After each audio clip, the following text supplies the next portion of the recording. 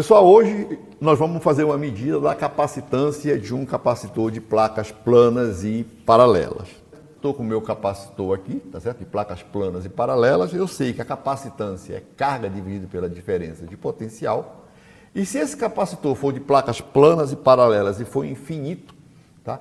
A capacitância é diretamente proporcional à área da placa e inversamente proporcional à distância entre essas placas. Isso aqui é o meio, é a permissividade elétrica do meio. Então, o valor da capacitância ela depende do meio e das características geométricas do capacitor. Vamos pegar o nosso capacitor, vamos introduzir um meio dielétrico, uma placa de acrílico, tá certo? Vamos ver o que acontece. Então é o seguinte, o acrílico vai se polarizar devido a esse campo elétrico. O que vai acontecer com as cargas positivas do acrílico? Elas vão querer ficar o mais longe possível dessa. E as cargas negativas do acrílico vão querer ficar o mais longe possível dessas cargas. Então aqui você vai ter a formação de um dipolo elétrico. E o que esse dipolo vai fazer? Acontece o seguinte, essa carga aqui, ela vai minimizar o efeito dessa carga. Essa carga positiva vai minimizar o efeito dessa carga. Então, o dielétrico, ele minimiza o efeito das cargas das placas. E isso provoca uma diminuição da diferença de potencial das placas. Então, se a diferença de potencial diminui e essas cargas continuam as mesmas, a capacitância aumenta. Essa é a função do meio dielétrico. Então, as características, tá certo, de um capacitor, elas dependem de características geométricas e do meio. Eu vou escrever esse meio aqui em relação à constante dielétrica do vácuo, que é esse valor. Então eu vou escrever que é a constante dielétrica do vácuo multiplicado por um fator de correção. Se eu tiver no ar, esse fator de correção é 1,0005, é quase 1. A constante dielétrica do ar é muito próxima da do vácuo. A água, o fator de correção é 80, então é 80 vezes a constante dielétrica do vácuo.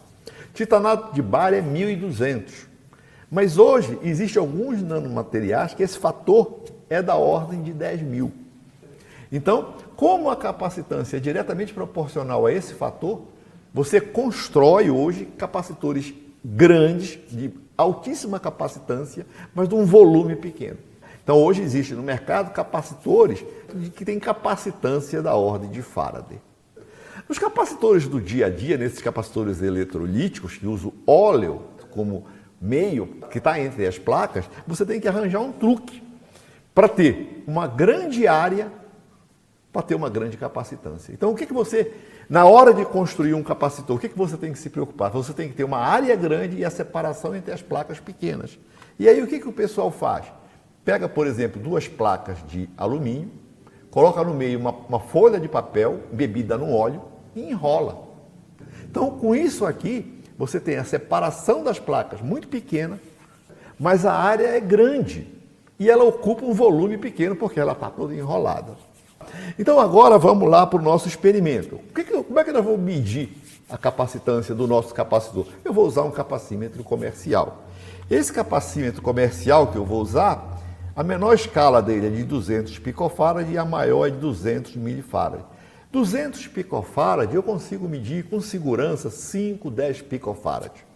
Então, de valores acima de 5, 10, eu garanto, tá certo, que eu estou medindo uma coisa correta. Então, agora vamos lá para o nosso experimento. Então, aqui está o meu capacitor e aqui está o meu capacímetro. Eu vou ligar ele. Olha, ele está marcando uma capacitância de 17,2 picofarad. Deixa eu ver se ele está zerado. Então eu vou desligar o capacímetro do capacitor. Olha, ele deu praticamente zero. Eu vou ligar agora, vou voltar a medir a capacitância.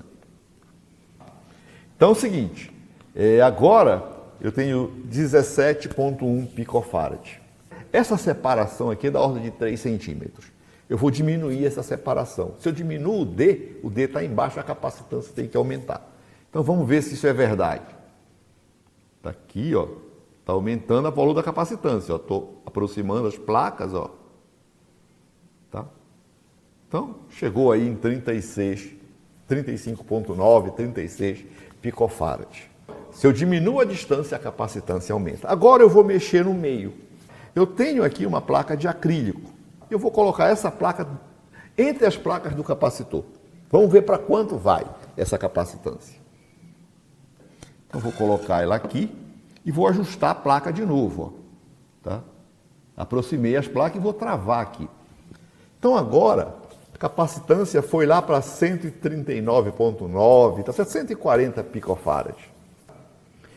Então, isso é a capacitância devido a gente está usando o acrílico como meio de elétrico.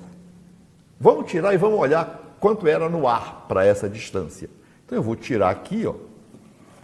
Tá, tirei, não mexi na distância entre as placas e a capacitância caiu para 55. Então observem, tá certo, que o meio mais que dobrou o valor da capacitância. Então é o seguinte, o que a gente aprendeu aqui? Que quanto menor a separação entre as placas, maior a capacitância. E se eu usar um meio adequado, eu consigo aumentar a capacitância muito, tá certo? Então, muito obrigado e até a próxima.